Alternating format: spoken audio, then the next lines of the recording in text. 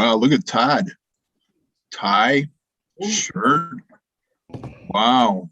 Looks like a regular person in an office.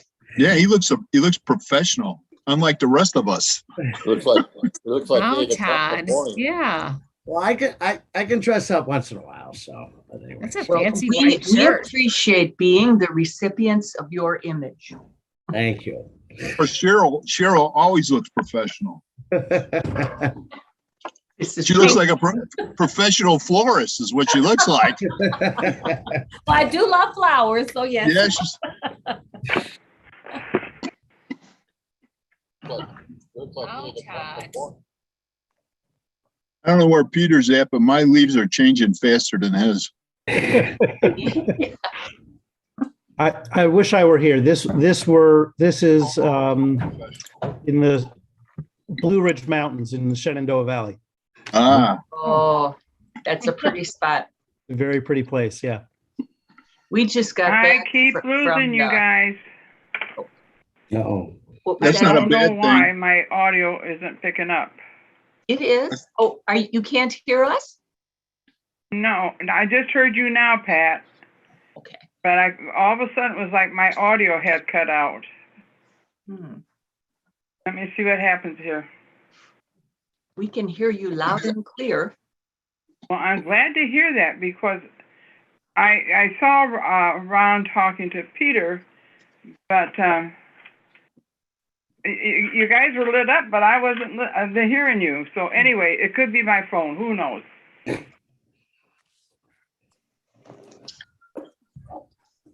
Hi, Jennifer. Sorry, I was on mute. Hello. Hi, Hello. How is everyone tonight? good. Good. Good, good. You're on mute because it's dinner time in my house. So you're going to hear a lot of Oh, stuff going on.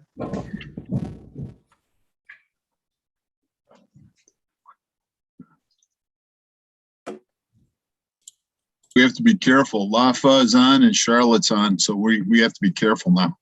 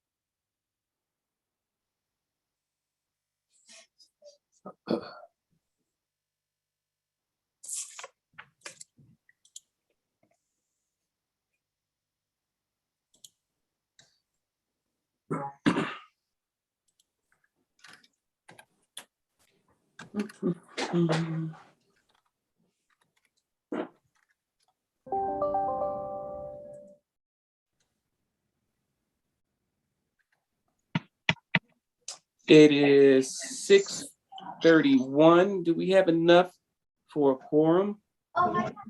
Jennifer, Pat. Seven. Yeah, Excellent. If we have enough for a quorum, then we need to call a meeting to order. Board of Health for October 19th, 2021. Do we have any guests or public participation? No guests today. Excellent, excellent. We need approval of the agenda for October 19th, 2021. so moved. Second.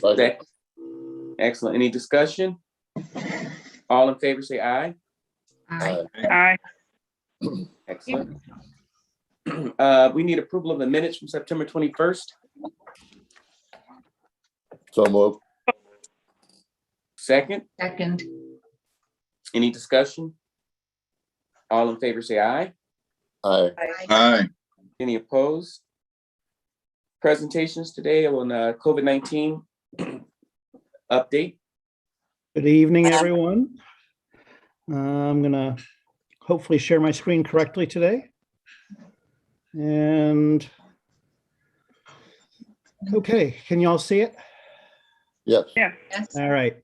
So we're starting on page 9 of your packet. I'm going to go through the first few slides, which will really give you the flavor of where we are right now, similar to as we've gone through this in the past. Our summary is for reporting back for September and into early October. We were at 209.5 cases per 100,000 population.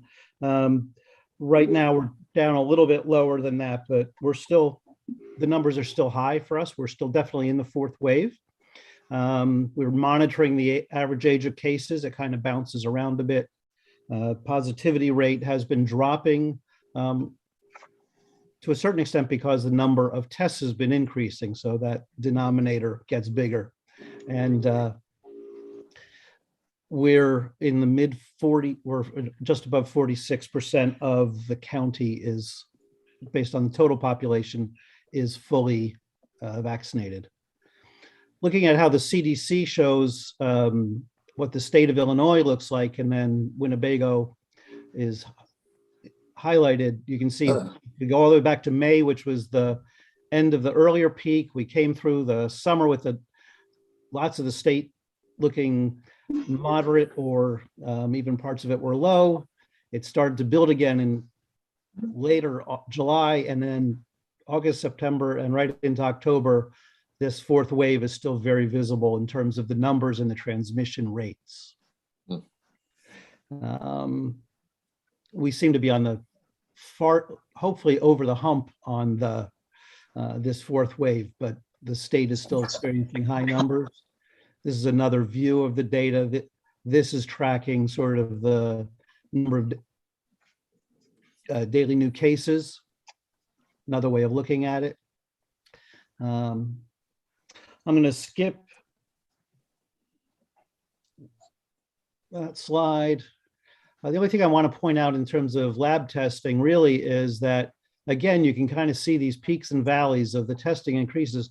And now in this 4th wave, with repeat testing and mandatory testing, and for people who are not vaccinated having to test, you see the test volume increasing again. And so in September, we were over 54,000 tests in total. This is another one of these regular slides that we share out, 2 different ways of looking at the increases in cases on a cumulative basis.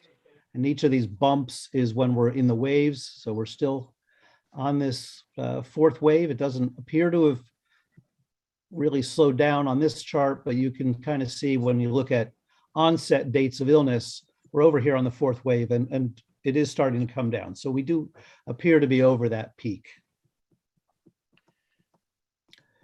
The next group of slides, I'm going to skip through. These are really the demographic slides. There's almost no change month over month on these. It's pretty stable in terms of what we're seeing.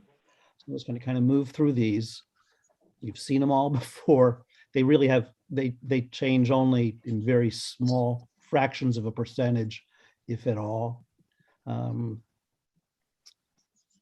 want to come here on page 17. When we look at the hospitals, again, these are the admissions for COVID-like illness. You see the kind of a little bit more of a peak a little bit earlier in the wave. That data has to get caught up, but we're over the peak.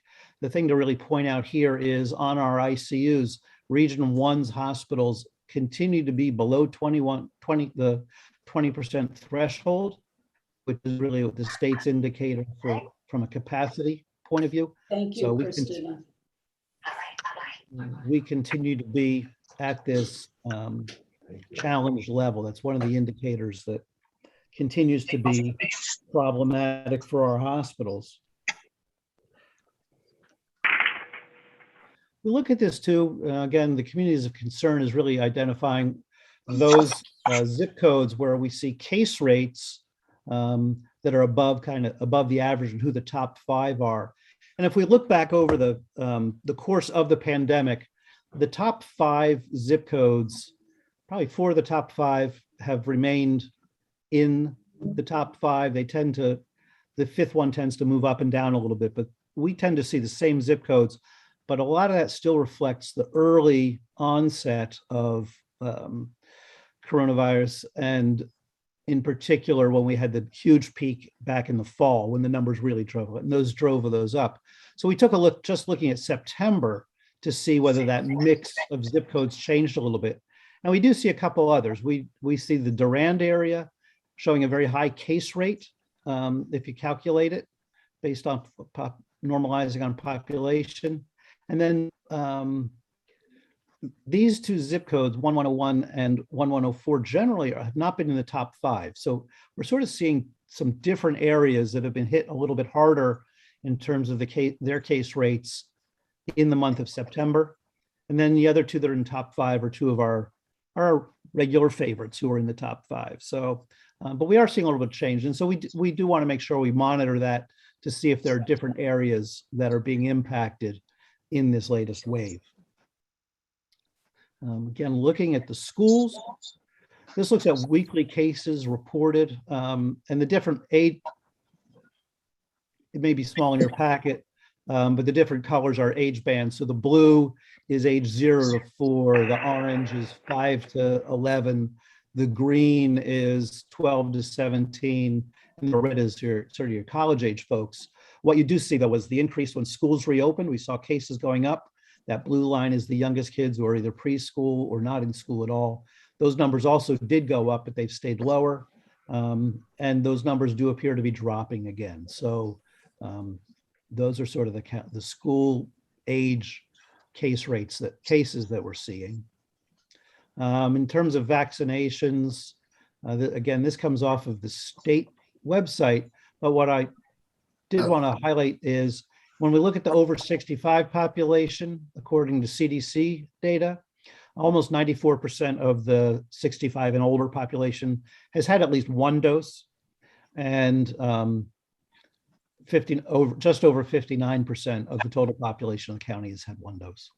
And that includes the young ones who are not eligible yet when we do look at the total population. Those numbers are moving up. In terms of vaccinations, these vaccinations per week are the ones that we're tracking for people through the health department. And you see the big peak back in the early part of the year when vaccines, and then we're continuing to do these vaccinations, but the numbers are low. And now we're including those 3rd shots or booster shots as well. And there are combined flu, because we're in flu season now, so flu and COVID vaccination events and other things like that are going on. No change here in terms of congregate settings, in terms of whether we're seeing deaths in nursing homes or in the community. Those numbers have been pretty stable for months since when the nursing homes were impacted early on. Those numbers have been stable. In terms of comorbidities and contributing causes, this chart has barely budged. Over the last months, things have moved by 0.5%, 1% back and forth. So we're really seeing very stable numbers in terms of what it looks like in terms of cases and causes. Exposures, those have not changed. Even the order, I don't think has changed in 3 or 4 months for these. Going back to what the state has up on the IDPH website, this gets updated every week. So we're looking at, as of the very end of September, beginning of October, we were at 2 warnings, which was the same as in September, in my last report, based off of new case rates and the ICU. And so we've seen that. Those are the places where the county is stressed. This month, we are starting to see a little bit of blue starting to come back into the map. So that's good to see, at least at the state level. Similarly, in terms of the region, our test positivity rate remains good. This is tracking the ICU capacity and still running below where that 20% threshold should be. And early at the end of last month, we were still seeing a fair amount of increases in daily hospitalizations. The nice thing is, if you were to look at this chart as of today, you'd see mostly orange dots, which means it's stable or declining. So the actual days, we're seeing fewer days with increases right now. And those are really what I have to share with you this evening. Are there any questions? I've got a question about the children, the positive children. Do we have any indication how severe their cases were? I don't, Dr. Martell, I know Todd's out of town today. Dr. Martell In would have terms that. of, Ron, in terms of children being hospitalized, Right. that's not what we're seeing in that age population as a general, but I don't want anyone to think that, again, illness in children is very concerning. But when you saw that hospital slide, and I'll go back to it, it's not just when they look at that, and I think it's important to understand, it's the occupancy total in the hospital. So hospitals in general are seeing an increase and a surge. They normally have a surge at the end of the calendar year for, I'm going to say for demand for services at the end of typically at the end of the calendar year related to deductibles and procedures. So that's a typical pattern. But then what we're seeing now is much more emergency department visits that are not necessarily being driven by COVID. But when you layer COVID on top of it, that's where the ICU, I think we're at about 14% right now of our ICU beds are available in Winnebago County. And remember, we're a regional health system. So it's, that's a very concerning. But to your point, Ron, when we look at children, the infections tend to be milder and result in less, and certainly not in hospitalization. But again, currently we continue to monitor that situation within the schools. Schools seem to have stabilized, to Peter's point. We had those initial surges in cases that came in as we started the school year, that the mitigations in the school seem to be working as they did last year. They had, pretty strong applied. Remember, this year, most of our school staff and the teachers and things are vaccinated, as well as some of the school populations within this eligibles. The next group to come up, you've probably been seeing it on the Sunday morning news. I'm going to call it the, policy by presser. We know that the vaccine, Pfizer will be submitting its data, has already submitted to the FDA for consideration of vaccination of children 5 to 11. And we anticipate that the Committee on Immunization Practices will review that data, and potentially by beginning of November, we'll be able to vaccinate children in that 5 to 11 year age group. But it's a different formulation. I want everyone to be clear. You can't go run out and get it today or tomorrow. But we are watching this data very carefully, and that's why schools are extremely tight in terms of the masking policies, the testing. If there's these, and Todd can talk about the number of students that are on what we call the test to stay protocol, meaning if you're a contact to a case in a school environment, we actually can test children with parent consent, of course, with their commitment. We can continue to test them throughout their time frame, which is why those testing numbers go up quite a bit, to keep them in the in-school environment, and certainly remove them as quickly as possible should they become positive, so that we don't end up with transmission in the school. So while cases may come from outside the school into the school, that we are not spreading within the school environment. Thank you. And Dr. Williams, do you have anything to add about the hospital perspective being on the front line? Well, just talking to the people at the hospital, the hospital's been very busy. The ICU is very busy. Talking to my patients, all the ERs seem to be a little bit overwhelmed, and it's increasing ER wait times. Do we know how we're doing as far as vaccination and vaccination rates in the different age groups? We have not pulled that down for this month yet, but I know, for instance, in Rockford Public, we've been working with them. They reported out that and again, their numbers were less than 1 in 5 of their eligible students were vaccinated. Our rates are higher in various schools, but it's running just under 40% at the last, I want to say 2 weeks ago, in the age eligible 12 to 18-year-old population being vaccinated. So again, we're still below that. I mean, I hate to say it, but 50%, we are just chugging so slowly, which is why when a variant occurs, it can run through our population so quickly because 1 out of 2 individuals are not vaccinated. And again, natural acquired immunity from an infection does not necessarily, if you were infected 6 or 8 months ago, does not necessarily confer protection as we go through the next wave, which is why there's a lot of concern about the upcoming winter months. In fact, I was just reading a kind of a blurb coming out that the northern states who have started to move indoors are starting to see upticks in cases. Again, the good news is we've not seen another variant like Delta yet emerge. Now I said yet emerge, right? So again, they continue to monitor for those scenarios. Because again, as we go through these vaccines, well, effective and highly effective, not 100% effective, as we go through this, how do we ensure that we've got the highest level of protection we can in the population so that those who cannot get vaccinated, the under 5 crowd, are not exposed? And that's going to be a huge challenge for us to get more of our population vaccinated. It is I'm going to say it's an inch by inch climb up the hill. Okay. All right. I was just hoping that the mandates and over time that people would increase the vaccination rate. But apparently not. Under the President's report, we have an update on our 401 Division Street building.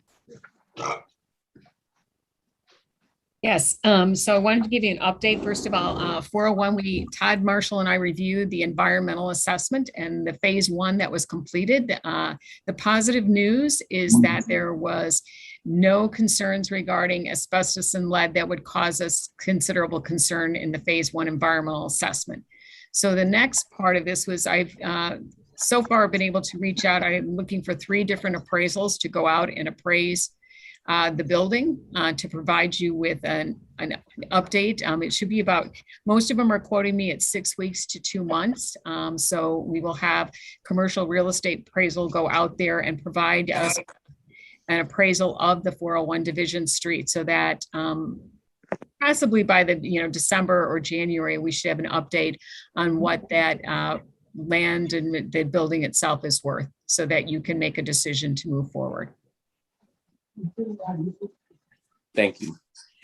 And in your packet, I included the executive summary in the table of contents. They have not sent me the electronic version yet. So if you have a particular section that you'd like, if you could just send us an email, Christine and I will get those pages to you and send those to you electronically. Excellent. Any questions?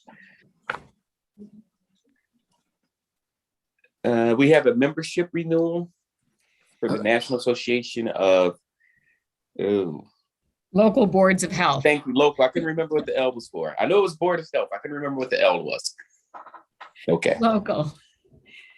So just so everyone's aware that is a membership that we pay for on behalf of the Board of Health. So if you have interest in any of their training updates, I try and send the information to you as it comes out, but we renewed that on behalf of the Board of Health. That's our annual renewal for that. And probably last but not least, in the Open Meetings Training Act, and we keep reminding you, and every time we put this out, the website crashes at the Attorney General's office.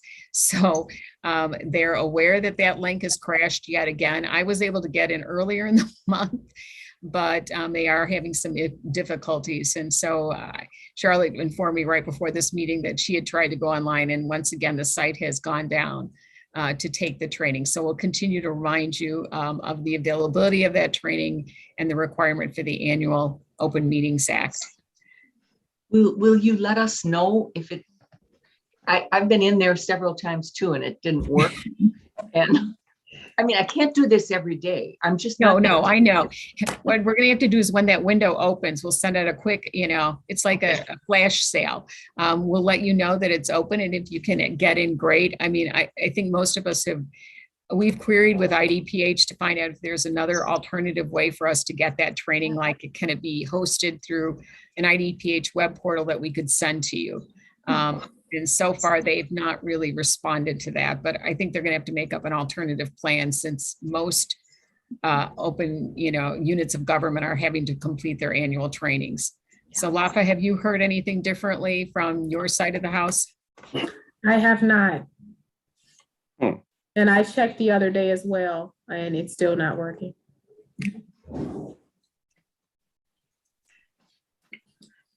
Okay. May I ask a question? Yes, please. Ms. Vaughn, because I've been taking this test every couple of years. If we take it one place, do we have to take it another? Like if I take it for the county board, do I also have to take it for the health department? Or is one time good for all? I'm not sure. I would think one will be good enough, but I'm not entirely sure. I can let you know, Angie. Thank you. Well, if you find out the website is up, if you could just shoot a quick email or message with the link so that we can jump on and quickly, or as quickly as we can, complete the requirement. Hopefully IDPH recognizes that it's a them problem and not a us problem, and offers an alternative way to complete the training. We shall see. I'm not optimistic. Executive committee, no report. Finance. Yes, finance. We're at the end of our fiscal year 2021. So we will move into finance committee. First order of business is the approval of the minutes from our October 13th, 2021 meeting. I need a motion and a second. Move approval. Second. Okay. Thank you. I have a motion and a second. Do we have any questions or corrections within the minutes? If none, all in favor of approving signify by saying aye. Aye. Aye. Opposed? Approval of minutes. We'll move into our financial statements. First order of business is the approval of the expenditures incurred in the health fund for September 2021, which is again our last month of this fiscal year.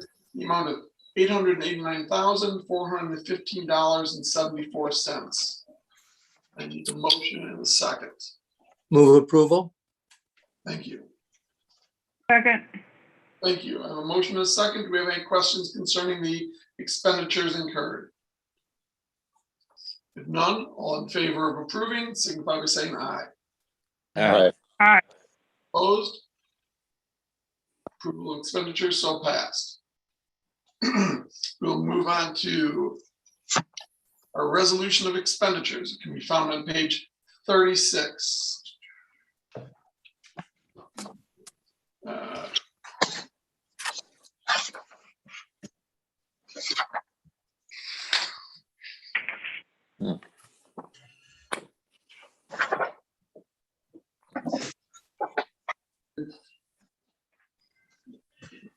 Got a statement of fund balance, page 37. End of our fiscal year for 2021. At the beginning of the fiscal year, we were $10,733,400. Our end of the fiscal year 21, September of 21, would be $10,093,507.03. A difference of $639,893.40 for this fiscal year. Do we have any questions concerning this? Now, we'll move into our financial review, which is on page 38. This year, we had a budget of $14,383,000. Actual revenue was $11,132,141.09, a difference of $3,289,893.40. $250,859. Our expenses for this year were budgeted at $14,872,367. Our actual expenditures for this year were $772,034.40, a difference of $3,100,000. Do we have any questions concerning this? Our bet.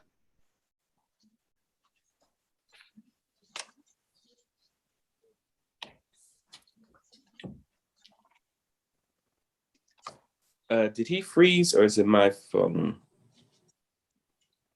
I think he froze. Yeah, he might have. Assets, liabilities, and fund balance. Dr. Helverson, I think you froze. Yeah. We're on the balance sheet on page 39. And that's a balance sheet? Yeah. Balance sheet on page. You may want to turn off your camera. Okay, I'm sorry. It's okay. But while he's doing that, I'll make a comment. It is marked preliminary because it's the year end and they're going to do an audit. But so in essence, we have a $640,000 deficit for the year. Our budget was to have a deficit of $489,000. I'm anticipating any adjustments will be in the positive direction so that we would be, very close to what our plan was. So the final numbers probably wouldn't be available until almost Christmas. So, but again, I kind of know what's outstanding, and when the final numbers come in, bring it up to committee, and so that will be updated. But I think that's where we stand now. Thank you, Jim. Am I being heard? Yes, much better. Wasn't sure with my connection going in and out. We will move into bank reconciliation. First would be our general account. We had an increase of $112,000 to general account for the month of September for a total of $471,370.02.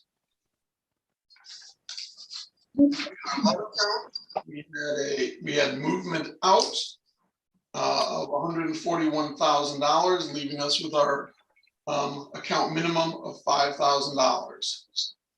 Our abandoned properties, we've had no change, and we stay at our minimum balance of $5,000. Our ePay bank account saw an increase of $12,303 for a total of $364,586.11. Do you have any questions concerning these accounts?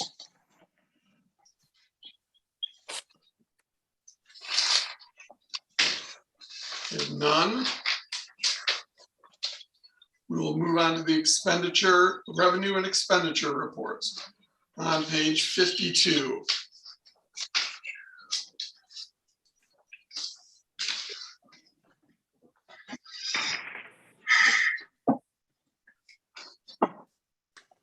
And again, those are preliminary numbers. We're not sure where we're going to be at the end with regard to some items like food service permits, and then there's some expenses that we've incurred that might, be converted to prepaid. So, but again, so what I said earlier, we are running $639,893.40 as a deficit compared to our plan of $489,367, and I think we'll be much closer to plan when the final adjustments are posted.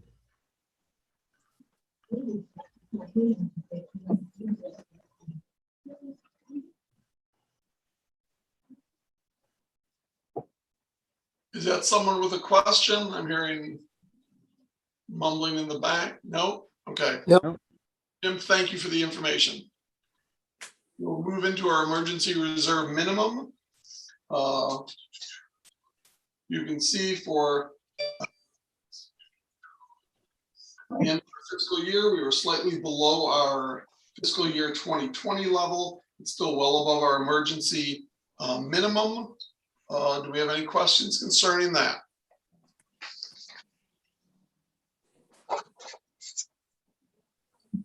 If none, we will accounts receivable to be found on,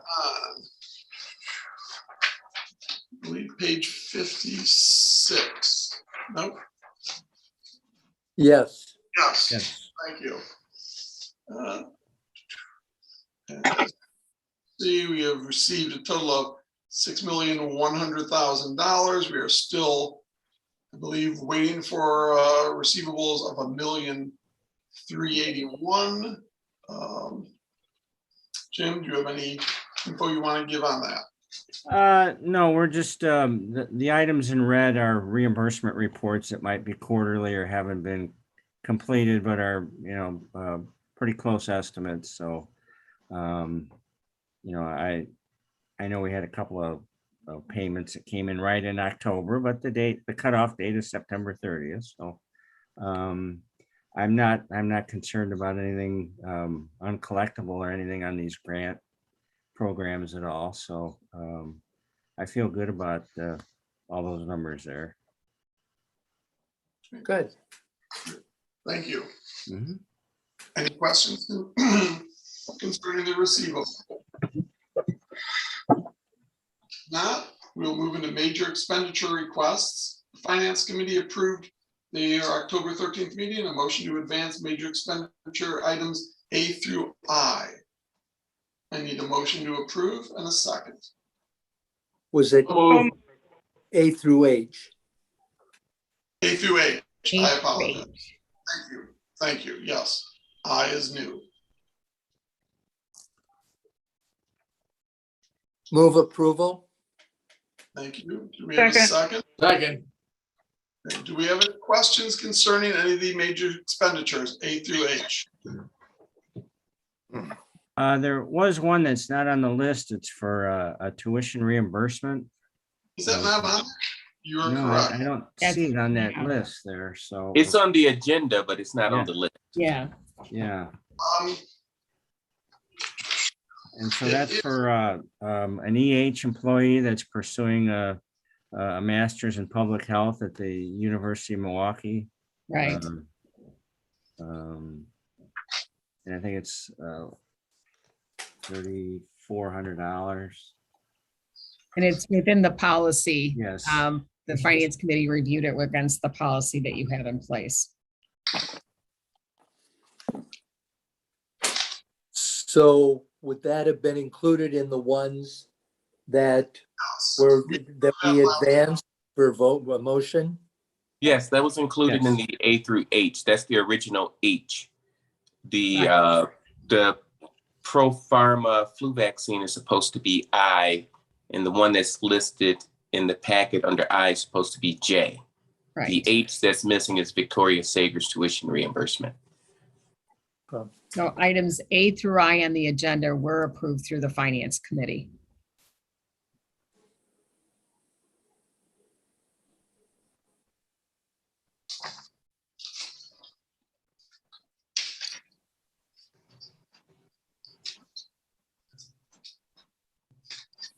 Was I thought we tabled that.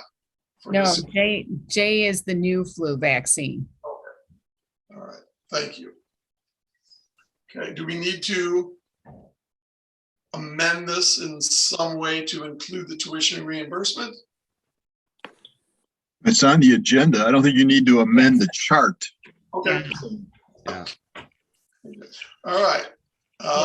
In the minutes. There's no further corrections or additions. All in favor of approving major expenditures A through I, signify by saying aye. Aye. Aye. Opposed? So passed. Our new major expenditure would be J, the Pro Pharma flu vaccine, Flucevax. It is a purchase of 73 units of 10 pre-filled syringes or 773 doses, the amount of $20,367. I have a motion to approve. So moved. Second. Question, what's the difference between the two? It's additional vaccine that we needed to order, so we've been So having. it's the same? Yes. Yes. Yeah, Okay. additional doses. And this is because our original flu vaccine order was not being met, correct? That is correct. And we are carefully watching as we go through. We may hold on ordering up that amount based on our uptake in the community, right? We typically provide vaccinations under contract to state of Illinois, so we're obligated for those clinics and must provide the vaccine. Our challenge has been the original vendor, which is Securus. And both LAFA's, the state's attorney, has reviewed that agreement. The challenge is we're probably going to have to look at them going forward because they just are very slow in delivering. And we want to get this done by the end of October and November. We don't want to be waiting out till delivery in December or January for those locations. So we will reduce the order accordingly with them. So anything that we're kind of having to balance to get an immediate supply in so we can cancel appropriately from the other side. Now, I have a question. Mhm. Dr. Martell, what is the percentage of the county that gets a flu vaccine in comparison to the COVID vaccine? What are you seeing in numbers for flu vaccines? Well, and again, Jennifer, we don't track that as we do with code, which would be nice to know. Estimates are less than 30% of the population vaccinates against flu.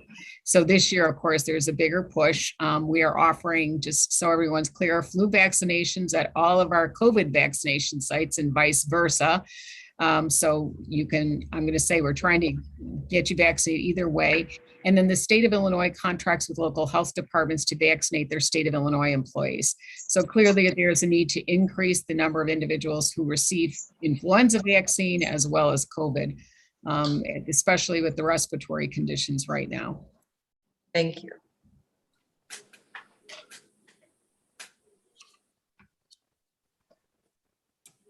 okay, we have a motion and a second. We have further question concerning the order of the Pro Pharma flu vaccines. If none, we'll take a vote. All in favor, signify by saying aye. Aye. Aye. Opposed? So passed. Are there any other major expenditure requests at this time? No, not on the agenda, not on the table.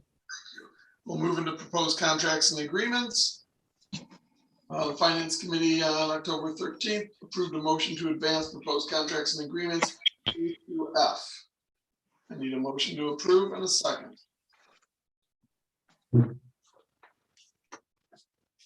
So move. Thank you. Second. Thank you. Do we have any questions concerning any of the proposed contracts or agreements?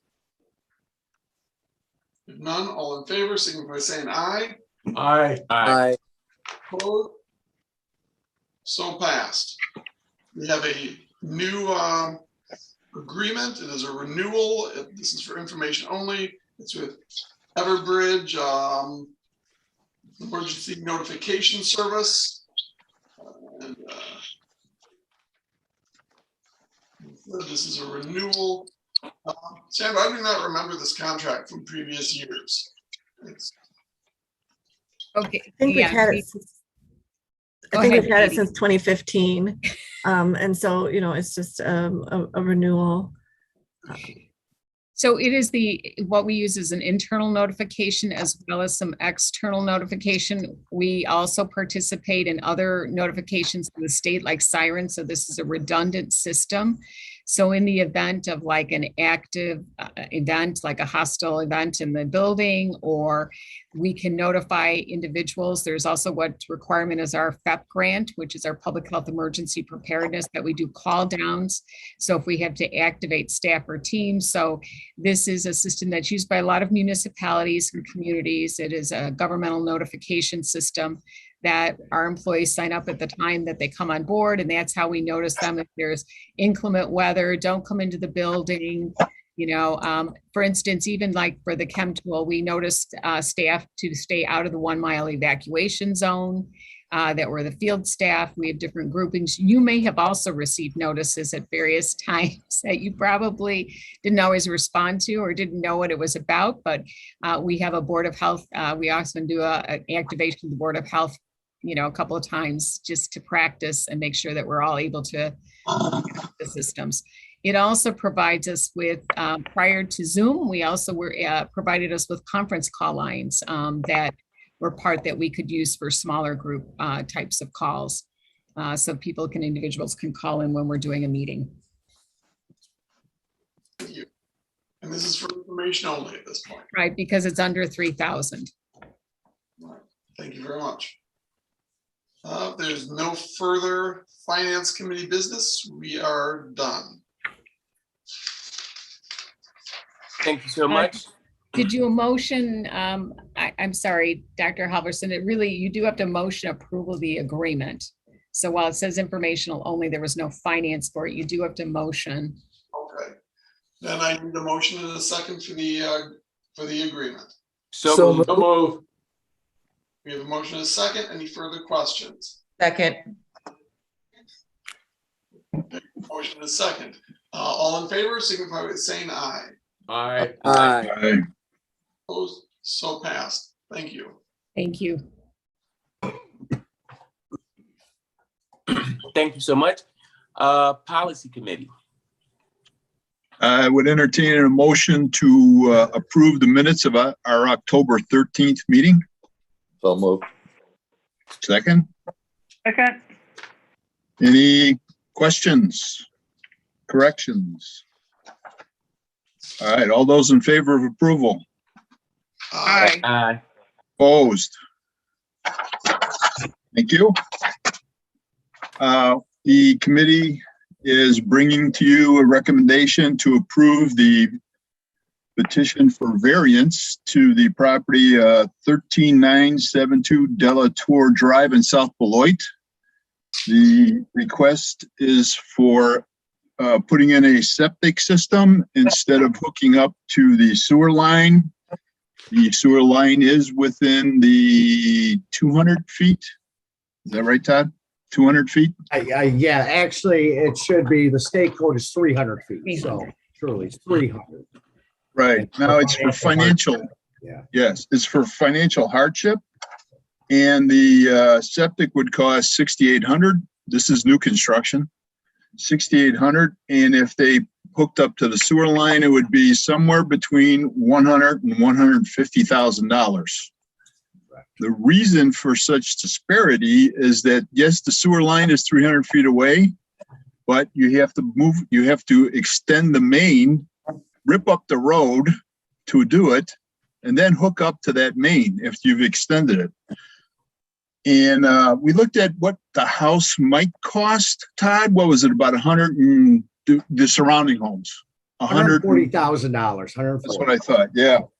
So we're dealing with that general area of value for the home that's being built.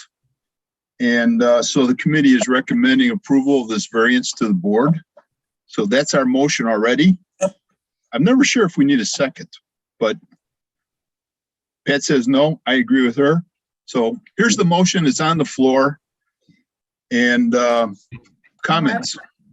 Yeah, I have a comment. Is it ever financially feasible to connect to the city? I mean, we ran into this problem before where a large chunk of road was going to have to be destroyed to connect to the main line, so that people can get sewer as opposed to having septic. Do they take into consideration, or I mean, they probably put all this in way before it was a subdivision, but sometimes it looks like, do they take into consideration subdivisions, or do they look at planning about subdivisions or where they place the sewer so it wouldn't be so cost prohibitive? Because these costs are ridiculous. I mean, the house is 80-90% of the cost value of the home. Yeah, that is correct. It seems very rarely we're able to hook anybody up to public sewer. I think we've had some instances, it was adjacent to the property line. That's when we've been able to connect people. But yes, we periodically have meetings with the sewer district to voice our concern where we know there's pockets of where septic systems are being installed, where there might be some unsuitable soils. And we do try to push that. But the subdivisions, obviously they go by plats, so they'll build one plat, but who knows, in 20 years, they build another one, and that's where sewer is at. So it's that beginning of a plat division. That's what the case was here. It was a separation between sewer and septic there. Okay, that's, Yeah, there was only one of the few empty lots in that whole subdivision. That's very rare, so, but. And there are other septic systems. Oh, correct. The majority, that's an older subdivision. Just because that sewer was placed in there for a part of the plat, that lot sat vacant for years and years. And obviously it was captured within that 300 feet. But again, we do talk to the sewer district about some challenges of trying to extend sewer. We do have an option, or the board does, is to get a third estimate. And maybe we should use that powers every so often. Because yes, these are astronomical numbers we continuously see. I just want to make a comment. I sympathize with the cost, but I also know it's within the 300 feet, which is the thing. But it looks like they already started the foundation and then decided to come for the variance. That was pressured into granting the variance, where they could have come before and said, do I want to even buy this plot? Because what is my final expense going to be? And now we're kind of in this position. Do we stop this person from building a home that they've already started to build, even though they fall within the realm where they should be hooking up to sewer?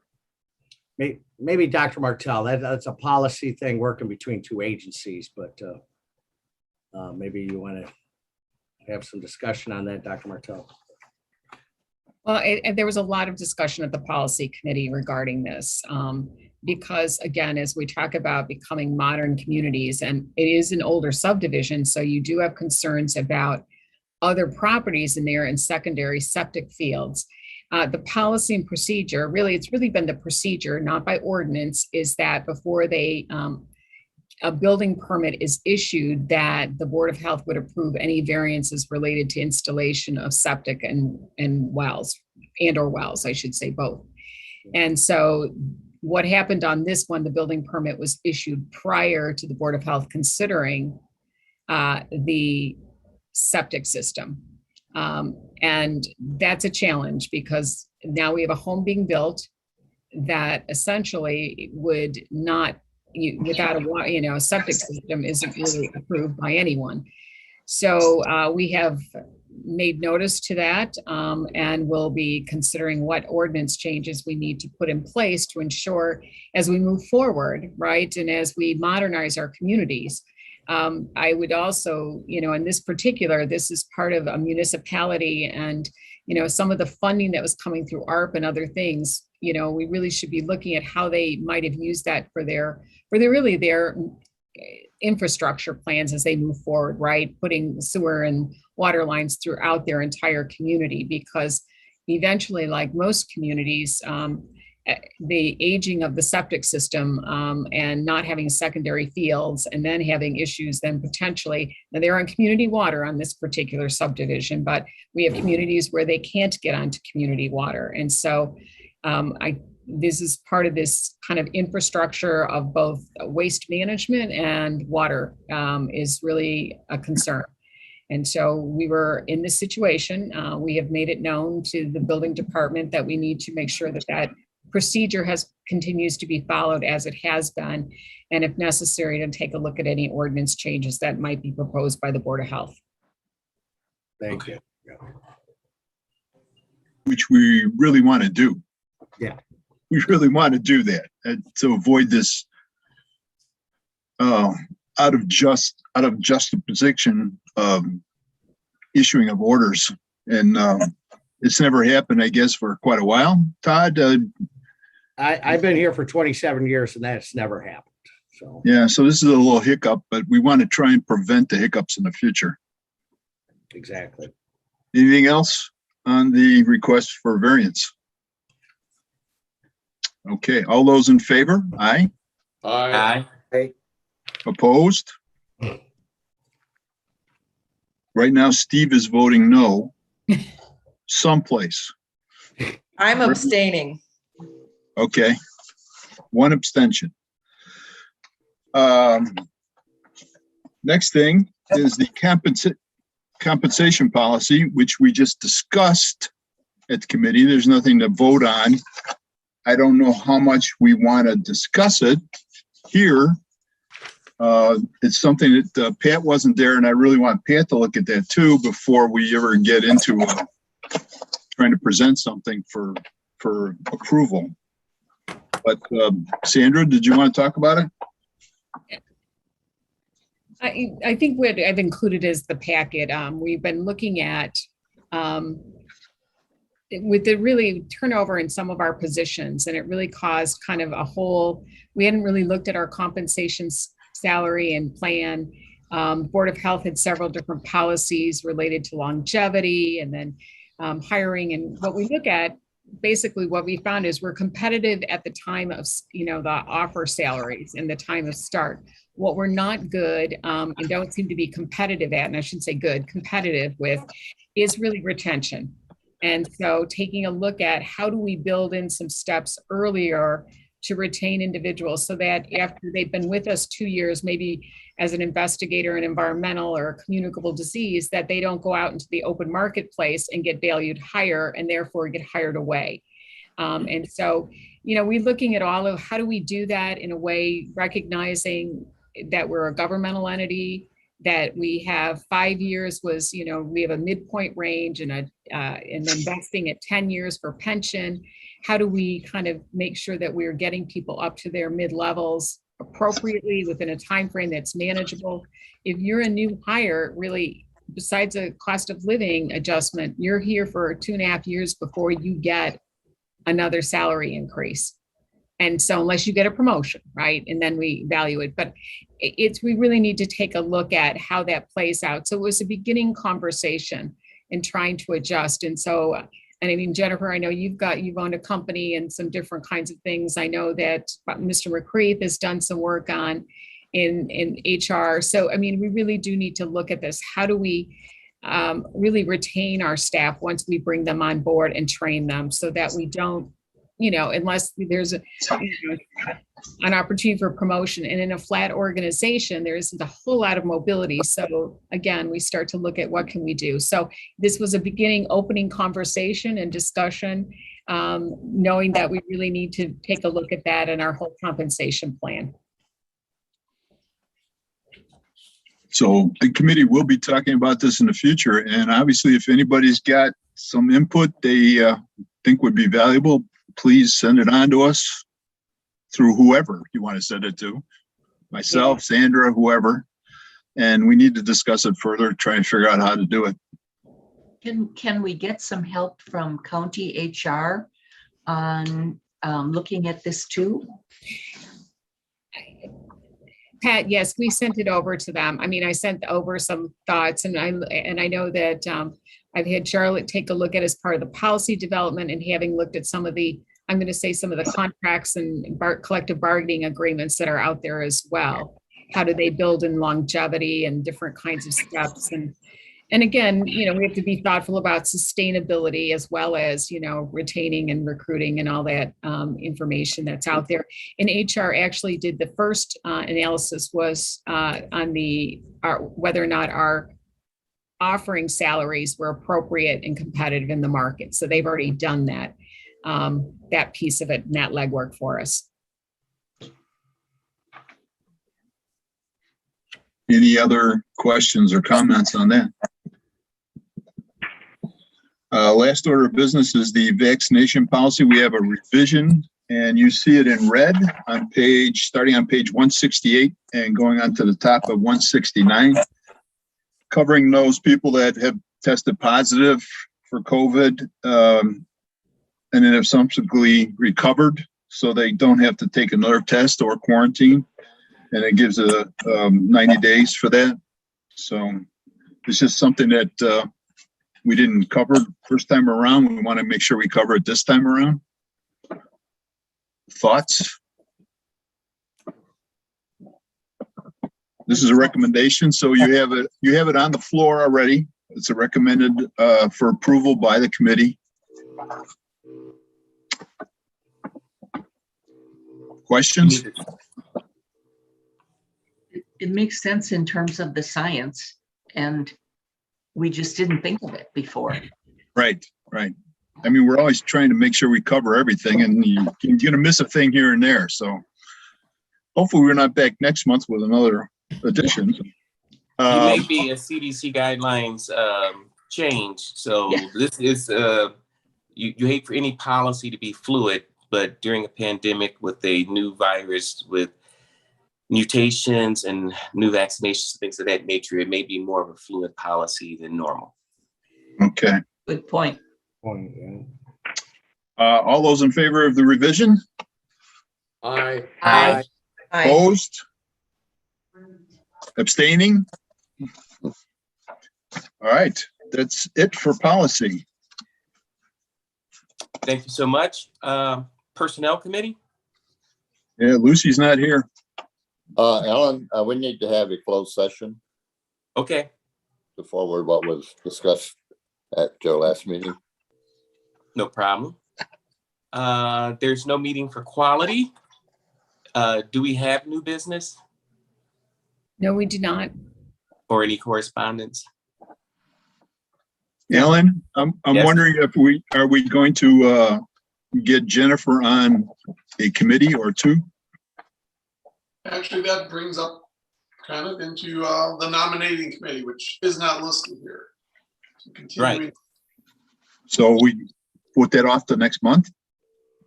nominating committee, I can bring up the recommendations today. But can you, if it's not on the agenda, I'm sorry, Can't vote on it. we can't vote on it. Can't vote on it. Right. And as far as Jennifer, if she's interested in any committee, it'd be great if she sent an email to myself or Sandra. We'd be more than happy to have her. There's always the fascinating finance committee. Nope. Nope. That's a hard no. All right, Jennifer, smart lady. Just seeing if she was still awake. But all the committees are actually fascinating. I actually like them all. Personnel, policy, personnel, quality. Wherever you find that you have a little bit of an interest or a passion, or it piques your curiosity, I think that's the best place to go. If you just send a list and like 1, 2, 3, we know which one is not on the list, but I don't even know how to spell it. Well, and if you have questions about some of the other committees, we should also, feel free to reach out and we'll. Wonderful. Thank you. I'll get that email to both of you. I'll send it to both of you, the two of you, by the end of the week, if that's okay. That's greatly appreciated. Okay. And if you don't have a passion for a particular committee, Ellen will give you one. Except for finance. There you go. No, I'll have some picks for you. So John, how's the nominating committee doing? Well, the nominating committee did submit requests to 4 people, and we sent out a request to Bob McCreath for president, and he accepted the nomination. Jennifer McCaskey, we requested to be our secretary, and she accepted. And our vice president is kind of split between Dr. Pat Lewis and Lucy Hoover, and they both accepted. So those are the nominations. We will bring that. We will put it on the agenda and bring it to a vote next month's meeting, and hopefully we can get that in place. Outstanding work. Thank you. And thank you all for your commitment. If there's nothing else in pursuant to the appropriate state regulation, we will need to go into executive closed session. I move A we quick go into Point of closed session. clarification. Hold Are we on, I'm sorry. doing- Point of clarification. Are we Yes, doing thank flu shots for the board this year? Flu shots are being given out at the health department. So if you would like to schedule some time to get a flu shot appointment, please contact Christina and we will make arrangements through Christina at one of our locations for you. Okay, thank you. All right, good night, everybody. All right. Good night. So, do we take the roll call before she stops recording, or do we have to do it? I keep forgetting. Well, we can do the roll call. That's fine. Okay. All right, so we need roll call. You can go first, Ron. Aye. Aye. Angie, aye. Aye. Aye. Aye. And we're still live. So now I can stop the recording? Yes, please. Okay. Yes.